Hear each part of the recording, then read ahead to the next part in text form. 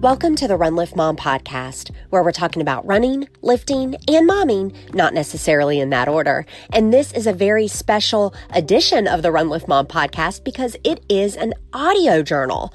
Back in the day, I would do race recaps on my blog. And when I began this podcast, it just made a lot more sense to do them audio recap style as well. And it's become a tradition that, frankly, I really enjoy. I like doing the event and then sharing the experience with you so you can both learn from it as well as the course or the event itself. So here I am talking about the Nutcracker 12-hour 2020.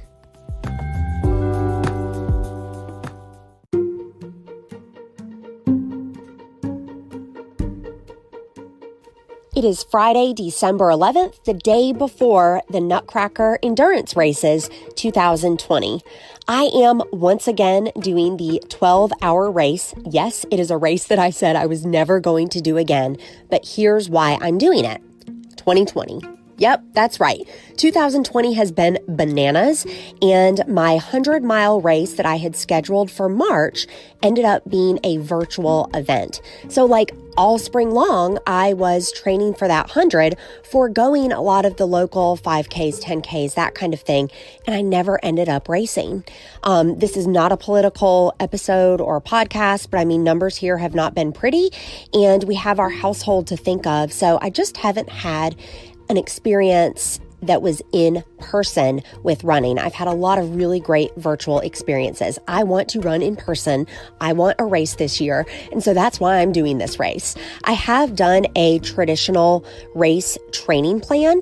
I've done actually some testing of my own plans on my website. I like to test on myself before I do different iterations for the public. So that is what I have been training with. It's definitely flexible. It's definitely minimum dose, meaning I know that I'm leaving some time on the table, but it has really agreed with my lifestyle, which includes virtual schooling, 3 kindergartners, and a first grader. Going into this race, I feel really strong. My body feels strong. I hit all my key runs. I hit all my weekly mileage, and the weather looks beautiful tomorrow.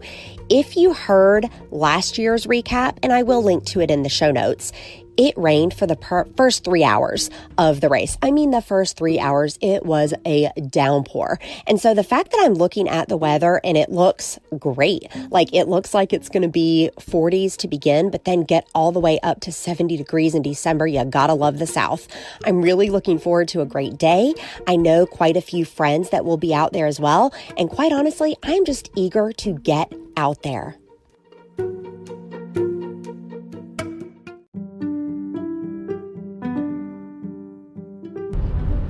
All right, I am in the car getting ready to go to the Nutcracker 12-hour, and I'm feeling good.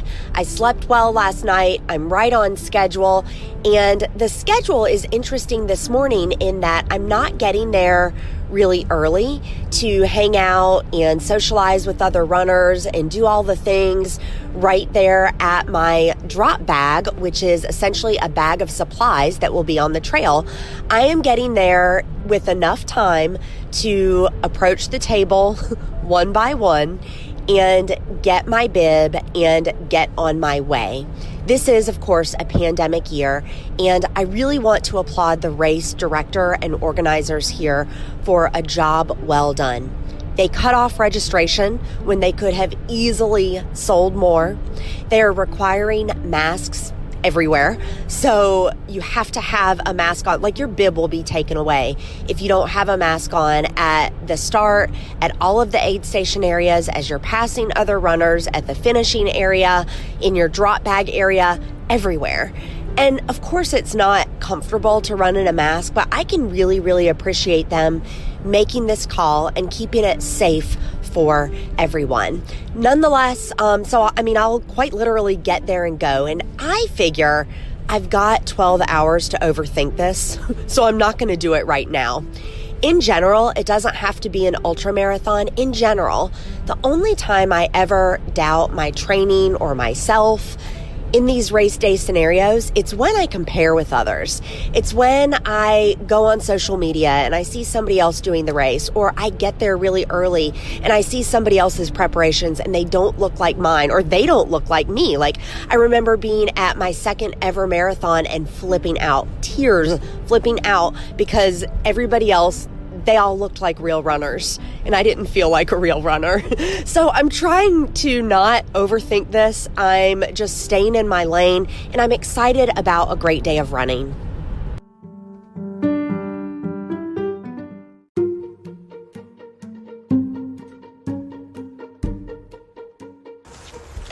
All right, I am 16 miles in. I am feeling fantastic. I ran the first 10 mile segment with a friend, and it was exactly what I needed to get the first hour and the first double digits under my belt.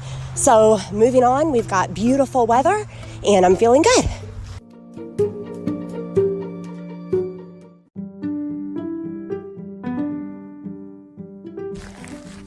Okay, I am a full marathon in, just over 26.2 miles. I'm feeling really good. It is a beautiful, beautiful day to run. Perfect weather, and everybody out on the course is looking really great. Got a long day ahead, and so I'm purposely trying to stay conservative and keep my feet healthy, changing out shoes and socks every 10 miles.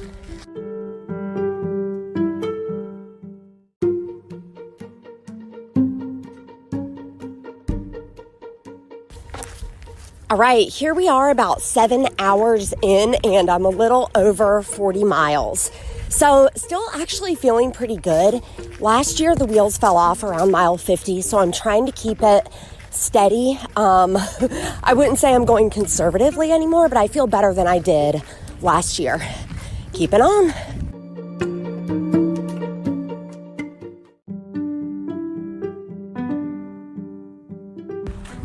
All right, I am at mile 47. I'm definitely starting to feel it, but the wheels still haven't fallen off, which is really, really good. It's a great race day out here. There are definitely twice as many people than were out here last year, but it's a good thing. Like, there's company on the trail. Is it weird to put my mask on as I'm passing other runners or at the aid station or whatever?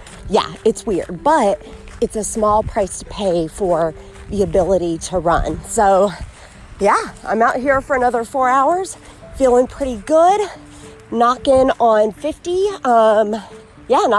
miles with about, I've got about 47 miles in, and yeah, let's roll.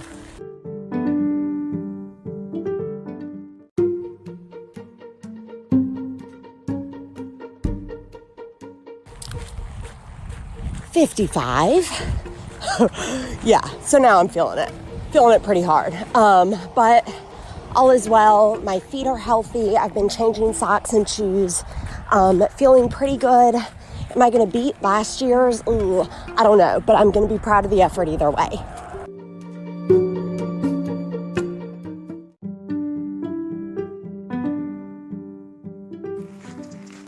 Mile 57. Ugh.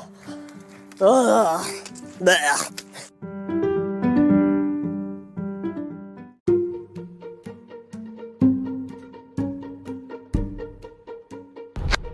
Well, that's all she wrote. I did 68 miles today and I won the race, which is very, very exciting because for the second year in a row, I was the first female. There were some incredible runners out there today because a lot of races aren't happening in other areas. There were a lot of runners out there from out of state. The number 2 lady was in from Charlotte, very, very talented.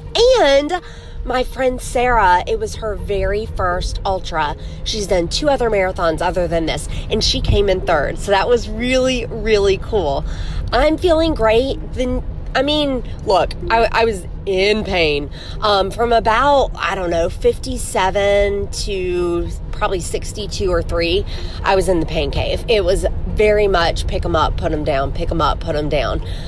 Just tried to dissociate, and I did 65 last year, 68 this year. I am thrilled to pieces with this, and really appreciate the day. I appreciate just being strong enough to be able to do this, and that I got to race in 2020. Thank you so much for listening to this audio journal. I will remind you that I'm also going to include photos and a few words. So if you'll click in the show notes, click details or swipe up, you will see that. And hopefully you will consider doing a race like this as well. I love going beyond 26.2 to test myself. And there's no better way to do it than in one of these ultras that are hours. And how many miles can you run within those hours? Because there's no DNF. There's no failing, but it's a great test of endurance.